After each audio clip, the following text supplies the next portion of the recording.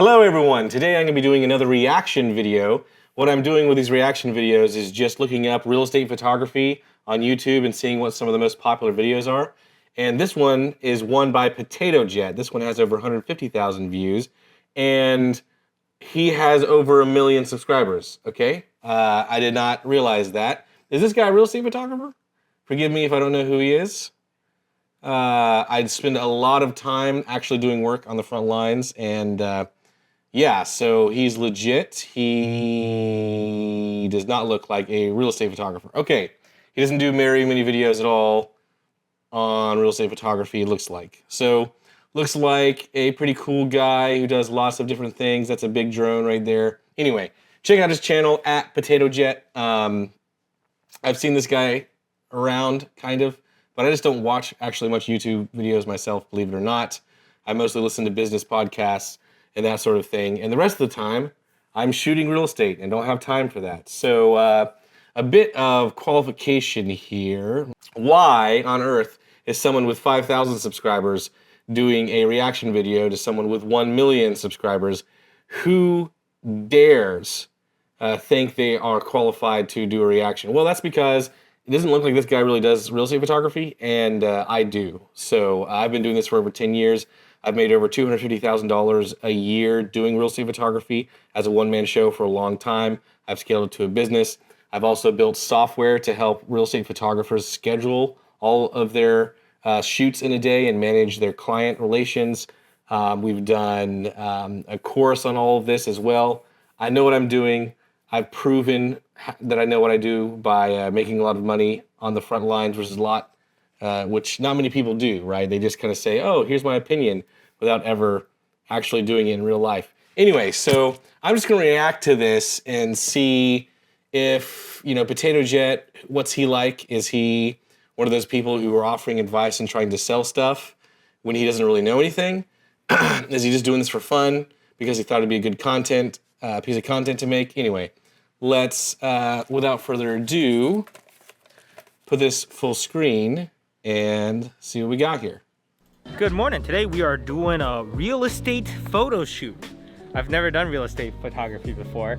I have no idea what I'm doing. Okay, so there we go, right for the beginning. He just says this is his first shoot and he doesn't know what he's doing.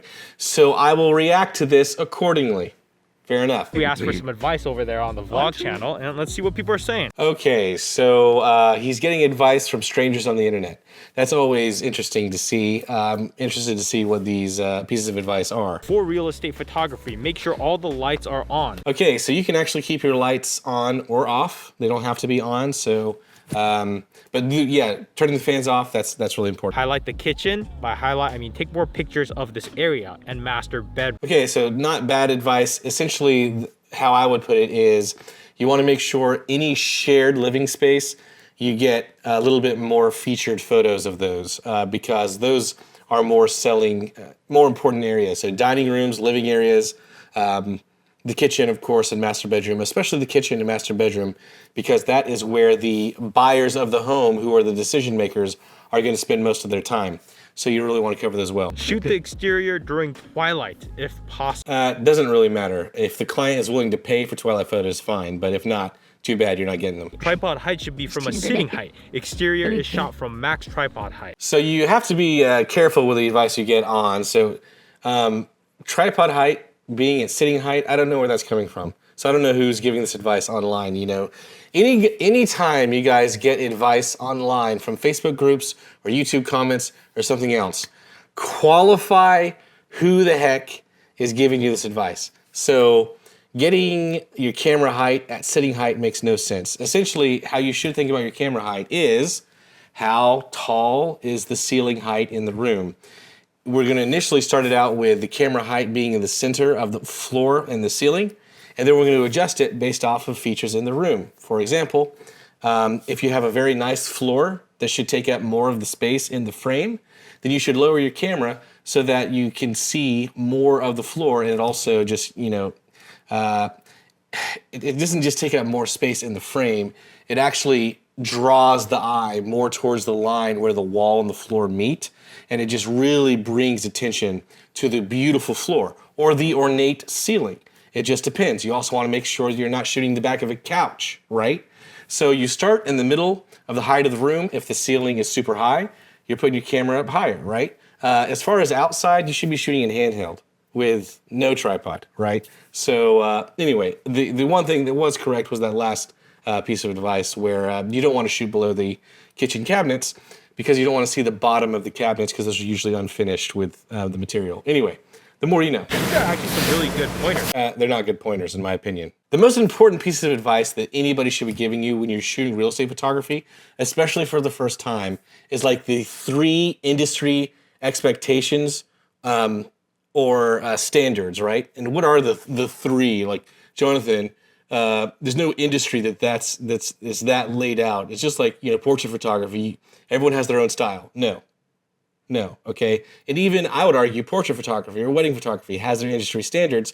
People just don't quantify them like they should because they're not very good teachers, in my opinion. Anyway, so what are the 3 standards? Okay, the 3 expectations and standards of real estate photography are verticals. And these pieces of advice, he didn't mention verticals a single time. That is the single most important thing. What are verticals? It means that if a wall is in your shot, which you can have a lot of walls in real estate photography, you need to make sure that your verticals are going straight up and down. Like if you put a grid on it, it is perfect. And the reason why we don't want keystoning in the images because it makes it look like the walls are leaning over, okay? And just subconsciously can make the building look poorly built, right? So we want to make sure that if the walls are going up straight and down, as they should be, we show them that way. So verticals are the first thing. The second thing that's most important, I would say, is fixing your color casting, okay? Color casting is when you have, tungsten lighting on the inside, but sunlight on the outside, and they mix. And in a digital camera, it makes it look awful, right? So you have to adjust to make sure, in post, that all of the color casting is correct and corrected for. So learning how to do that is really important. The third thing you can do, and this is really important when you're shooting, is window pulls. Window pulls are so that you can see the interior very well and the outdoors without the windows being blown out. So the way you would do that is bracketed. Some people use flash. If someone also tells you to use flash on real estate photography, don't listen to that. That's not good advice. Just bracket them, mix them in post, and then you can have great things. So anyway, the 3 most important things are verticals, color casting, window pulls. All right. Rami, you're coming in with some really good tips right off the bat. Right, I'm ready. Yeah. I feel like I'm a professional already. He's not ready. That's all we needed. Daniel says use a very wide angle lens, but never a fisheye. Okay, so I think this 15 to 35, we'll probably live in that range. Okay, so the equipment that you want for this is 16 to 35 millimeter lens, the widest being around 16 millimeters on a full frame camera, all right? If you have a cropped sensor camera, you actually want it to be around 10 millimeters. That's because, the crop sensor cameras will have a 1.6 crop sensor ratio. So 1.6 times 10 equals around 16. But anyway, nowadays, manufacturers are expanding the 16 millimeters to 15 or even 14 millimeters. Anything around 16 millimeters is fine. For a room with big windows, try flambient. Do you know what that is? No! Don't do it. And the reason why is because flambient, it just takes longer to learn. You're going to get less consistent results with it just because, guys, I know that you guys will insist that flambient gets you guys better results. The fact is, theoretically, it can get you better results if you do everything right. The problem is, see a lot of flambient users do it very wrong. And in order to do it right, you have to spend a lot of time on site, a lot of time learning, a lot of time editing. As if you do figure it out and you start scaling your business, then you're going to run into issues because there's going to be a much smaller pool of employees that you can find that can do flambient at the level they need to do. So you're going to have a much smaller pool of people who can actually do the work to begin with. And then they're going to want more money because there will be higher skilled people. And frankly, the industry can't always fund that type of employee, right? So what you're looking for is a very simple process that gets great results. And folks, bracketed that are hand blended images look great. Okay, it may not have looked great 5 or 10 years ago, but nowadays I have professional photographers that can't see the difference. In fact, I have YouTube comments on my channel of people saying, these images are actually flamboyant, you're lying, show us the real proof. Okay, so there you go, real professional photographers not even being able to tell the difference between flamboyant and hand-blended HDR.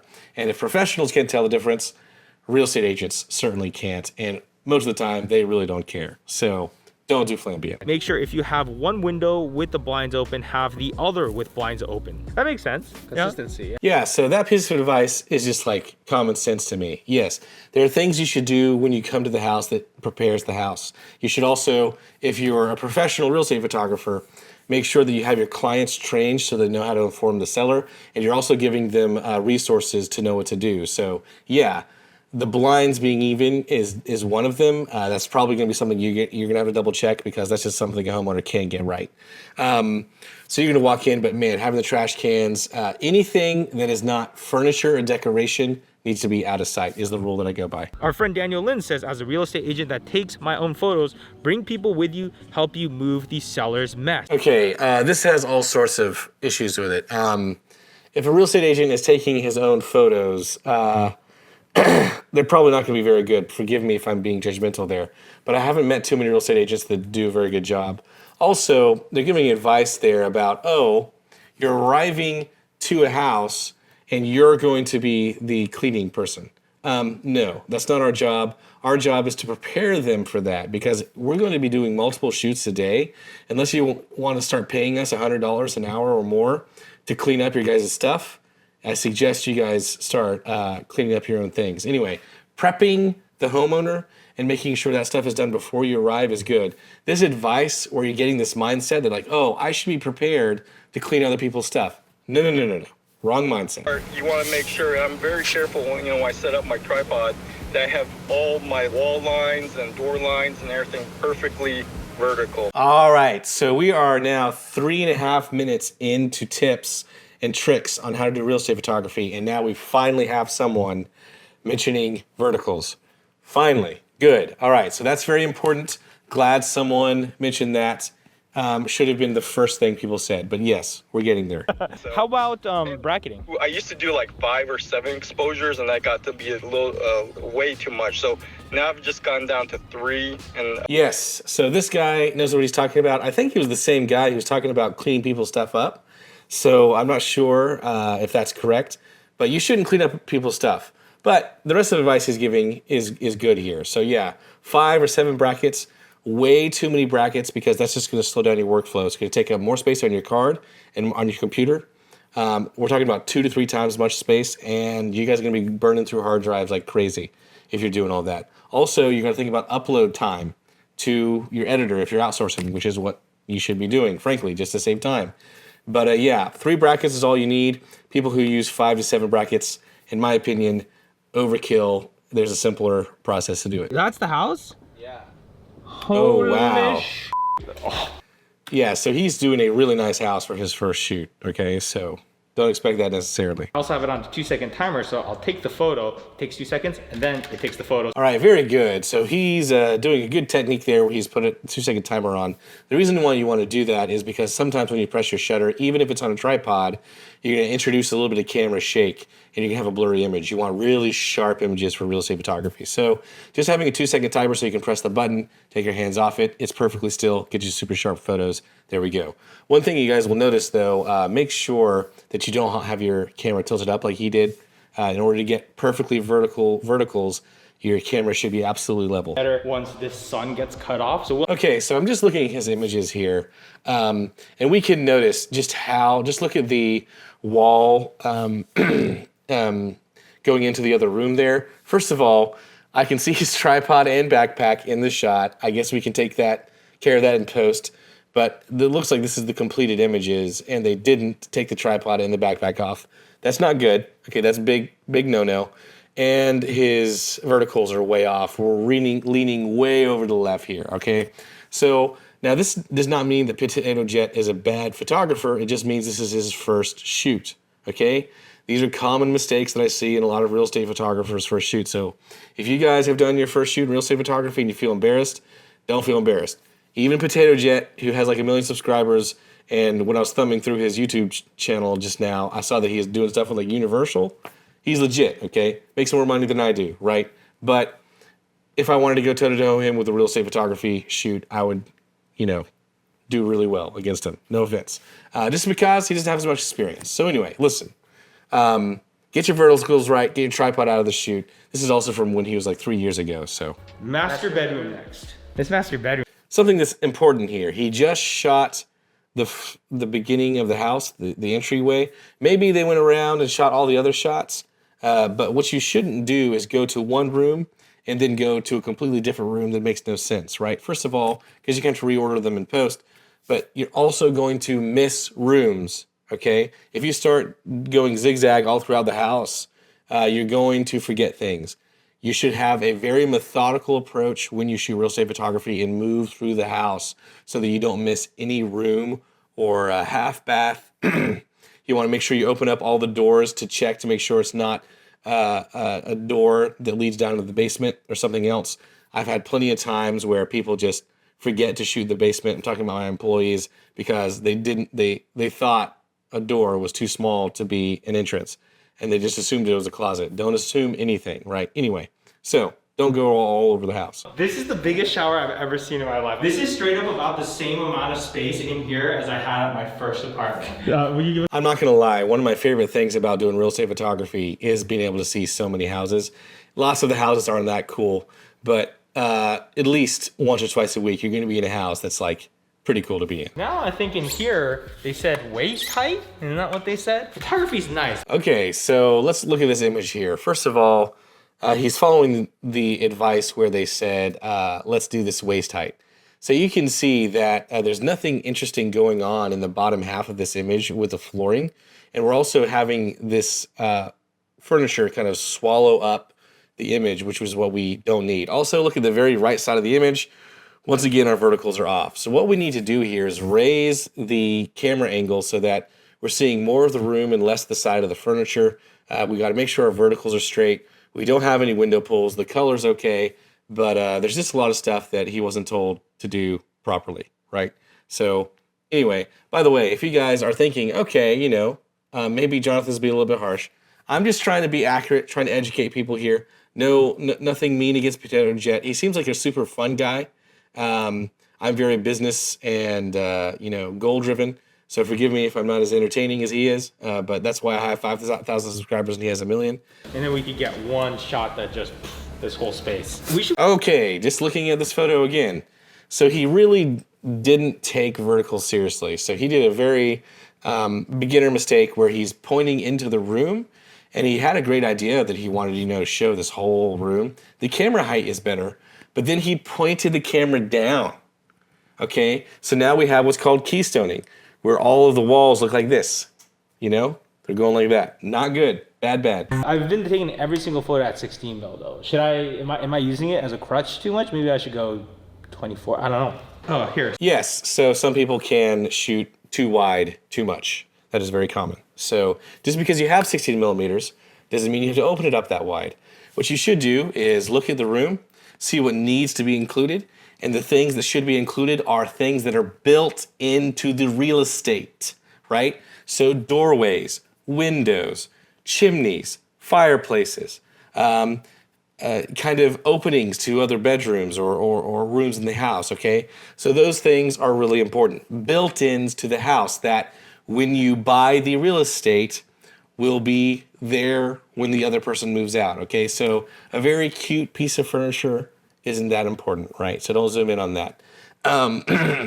Anyway, so yeah, another good piece of advice for how wide you should shoot.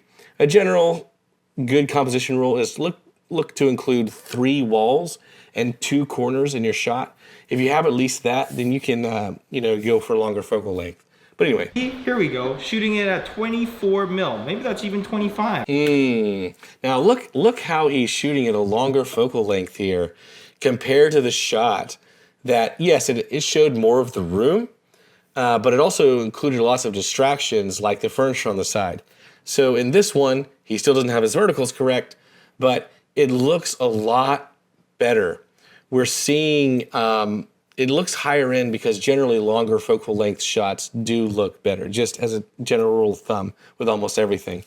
But it just compresses the background and the foreground so that we can very easily see how the bathroom and the master bath is connecting to the bedroom area there. So yeah, it's just a nicer look, even if you're not including everything in the shot. Real estate isn't as easy as some of you guys think. A lot of you guys are like, oh, real estate photography, how can it be that hard? You just go in and push a button. No. All right. Trying to make a inanimate object look inviting and warm and attractive, and that you want to spend hundreds of thousands of dollars, even millions of dollars on it, ain't easy. Okay, so takes work. Between someone that's very experienced and professional opposed to someone like me that's just like a first timer, I'm doing a lot of Yeah, I really like Potato Jet. Okay, so I can be harsh on people. You know, I kind of have a reputation for that, but I will give credit where credit is due.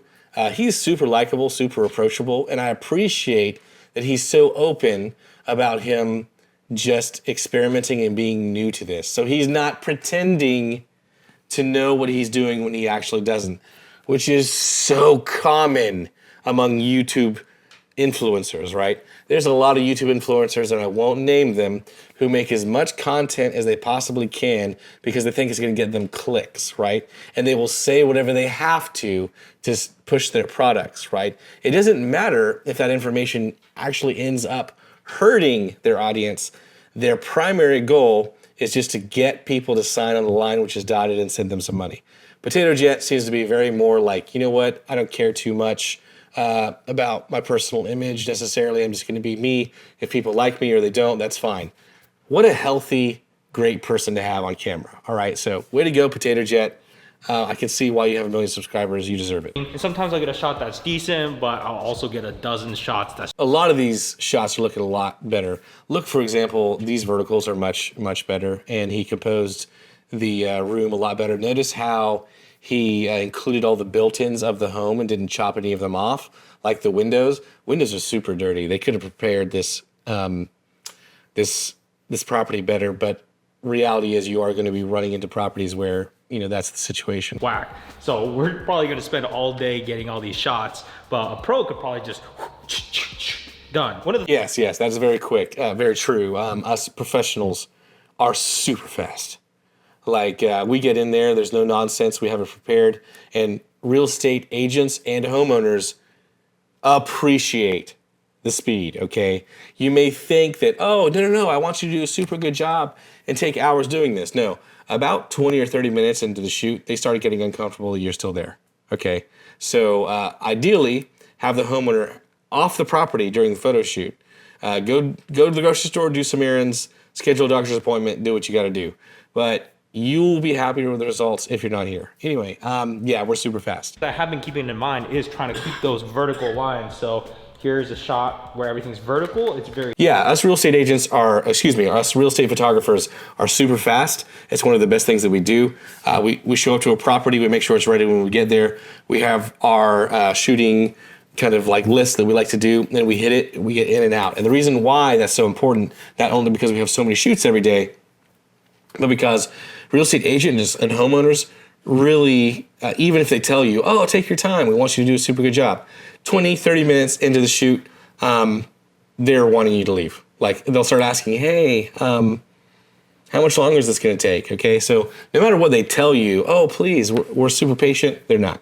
Okay, get in there, get out, get done. Learn to do it at a very high level very quickly. Frankly, if you know what you're doing, it shouldn't take you that long. If you go to a dentist and they have to numb you up twice because the numbness has just kind of like gone away because they're taking so long to do a filling, it's not because they're doing a super good job. It's because something screwed up and they don't know what they're doing, right? A professional can get in there, minimally invasive, fixes the problem, in and out. That's how a professional does it. All right, anyway. So he just talked about him doing these verticals. And he said, oh, I had forgotten about the verticals. Let me make sure I get these right. And then he said, these are super vertical. Like, I don't want to be mean here, but these verticals are not vertical. So sometimes getting the verticals vertical just honestly takes a trained eye. But one trick I would definitely give you guys is make sure you are putting the grid on your camera, on your electric viewfinder. If you don't have an electric viewfinder, put it on the back screen, just so you can see the grid lines and compare the verticals in the real space to the grid lines. Because if we look at this photo, on the very, very left next to the edge, we have a corner of the room that is going off the edge of the top of the image, and then you can see it's not vertical. And the whole room is leaning to the left. Look at the vaulted ceiling. In addition to your verticals, if you're going for like a single perspective shot, you don't want these horizontal lines not matching up with the top of your frame. So, Potato Jet is a beast. I'm sure he does lots of things very well. Real estate photography is not as easy as you think. I don't know why, but I really like this shot. Yeah, just a quick word about this shot. A lot of people, there's nothing about this image that is for sale for the real estate. If you want to include one or two of these types of images just to like establish a certain type of mood, that's fine. But you should not take more than one, two maximum shots like this that are kind of just like mood establishers. Also, what else in this image? Just look how dirty the floor is in this house. They haven't prepared this house at all. And there's trash on the left side. Like, you gotta do the best you can. But this is the type of shoot where you need to have a conversation with the real estate agent. Hey, we've arrived to the shoot. There's kind of some stuff lying around. Do you want us to proceed as is? Right, that's the kind of conversation you need to have. We got the Mavic 2 Pro here. We're gonna try a few photos here. All right, so now he's got the drone out and he's getting some good shots. It's very important, especially to think always about selling features of the home. The fact this is on a golf course, you want to show its proximity to the golf course. Having a drone, critical if you want to be a real estate photographer. But don't know if we could do that.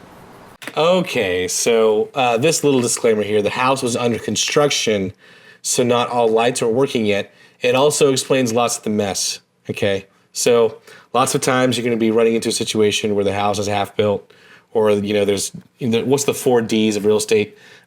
Death, divorce, diapers. I forget the 4th one. But you're gonna be running into situations where the home just ain't gonna be ready because life is happening with the sellers and they're just doing the best they can, okay? And you gotta do the best you can, right? So anyway, that's what he's dealing with. That's just reality. So nothing on Potato Jet there. Before we completely lose the light, quick FPV shot. Okay. FPV is cool. I like FPV. I have several myself, so let's see what he can do. All right, so those FPV shots were amazing. Okay, so clearly he's very good at FPV.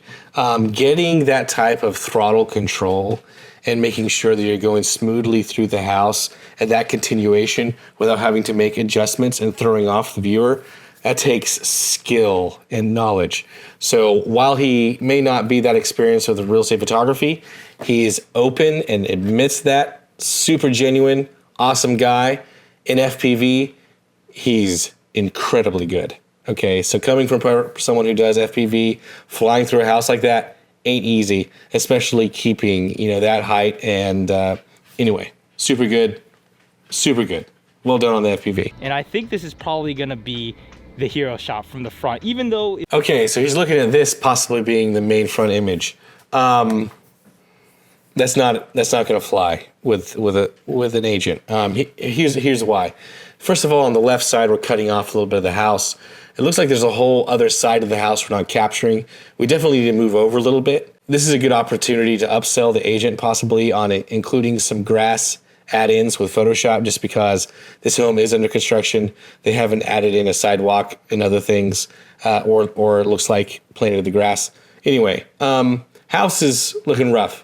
So he's doing the best he can, but we definitely don't want to cut off any parts of the house. I'm gonna treat this little pillar here as the front of the house, and we'll see how that looks. Okay, so he did move it over to the side. That's slightly better, still could be improved. Another quick note here, he's moving around, you're messing with a tripod. When you're in sunlight, you're going to have a very nice shutter speed of like 1/1000th of a second with aperture 8, f8, excuse me.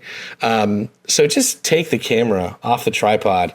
Even if you're shooting bracketed, as long as you've got your hand underneath the camera like you should, you'll easily be able to have a good blendable bracket that isn't misaligned. Have some of those little aperture lights, and all the rooms that don't have any lighting will go ahead and match the aperture to these incandescent lights and light it up. All right, so what we need to do. Okay, so now he's taking these aperture lights and he's gonna try to do the twilight shoot with the aperture lights lighting up the rooms where the light wasn't where it should be. Like there's just bulbs missing. I have a hard time seeing these aperture lights accomplishing that, but we'll see. This is very homey. Wow. Okay, so I'm shocked that these aperture lights could provide that much light. Now, how I would have done that is if a room doesn't have, a light bulb in it, I'm not bringing a carry case of light bulbs and that sort of thing. What I'm going to do is just shoot the house as is, and then I'm going to take some of the windows in post and just replace the ones that are dark with the ones that are not dark. So, just Photoshop it in post. He did a lot of prep work, moving stuff around, adding lights, getting lost in the room. It would be easier to just do it in post and save you time. I'm not the kind of person who's like, just fix it in post. I'm always the type of person who's like, okay, which saves me the most time and resources? Fixing it in real life right now, or saving myself and doing it later in post. So anyway, just things to consider. I am shocked that the aperture lights lit up certain rooms as much as they did. Very impressive. You got the key. It's beautiful. Way better than. Okay, so now look at that. The verticals are looking good. He's got a much better angle of the house. The twilight has really made this house look good. This is a pretty good listing front photo. So he's calling it a hero shot. That's for websites. We're talking about real estate listings here. So it is the the front photo for the listing. Yeah, his verticals are much better. I think he's gotten a lot of, he's learned a lot. He's really getting into this groove of things. He's starting to get it. Now time to wrap it up, and let's go start editing this stuff. Yeah, so and then he doesn't edit. That's fine. I'm very good at editing. I can edit my photos very well, but you do want to kind of outsource the editing. And he probably had such a hard time with the editing, maybe, that he didn't even do an editing section for it. I don't know. But yeah, real estate editing is a whole other beast. So overall, what I think was my reaction to all of that, I think Potato Jet is a really cool guy, and he's very good at FPV. And I would love to see more of his stuff. He seems like a really super entertaining guy that I could learn from in regards to entertainment. And then he's got this red camera that he's showing off on his thumbnail. I don't have one of those. But anyway, I think this was a very honest look at real estate photography. I'm glad that he did it. He did a very good balance of not pretending that he knew more than he did. He just showed, his real work. Some of it had some beginner mistakes, but give him 2 or 3 shoots and he would be a very good real estate photographer, I imagine. I would hire him. So generally here in my business, I can get a working photographer from not knowing what real estate photography is to like able to take paid shoots in 2 weeks or less. But anyway, that's my reaction to it. Nothing wrong with him. He's a really good guy. And I think the video was pretty good. I am a little bit surprised, though, that it has as many views as it does. But I guess that's what you get for just being likable and entertaining. If you guys do, though, want a lot of value-packed practical steps in a short amount of time, feel free to follow me on my channel. Also, if you're looking at following a podcast, you can check out Real Estate Photography Unlocked. And of course, we have Real Estate Media Hero and Real Estate Photography Masterclass. Anyway, hope you guys enjoy yourselves. Thank you for watching.